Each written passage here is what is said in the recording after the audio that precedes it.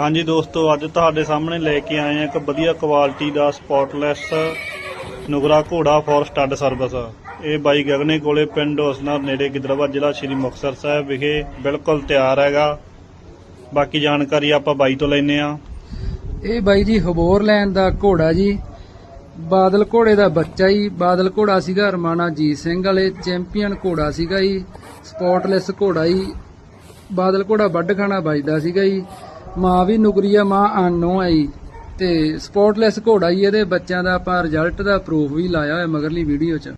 ਘੋੜੇ ਦੀ ਫੀਸ ਬਿल्कुल ਜਾਇਜ਼ ਰੱਖੀ ਗਈ ਹੈ। ਬਾਈ ਦਾ ਨੰਬਰ ਸਕਰੀਨ ਤੇ ਚੱਲ ਰਿਹਾ ਗਾ, ਤੁਸੀਂ ਬਾਈ ਨਾਲ ਕੰਟੈਕਟ ਕਰਕੇ ਜਾਣਕਾਰੀ ਲੈ ਸਕਦੇ ਹੋਗੇ।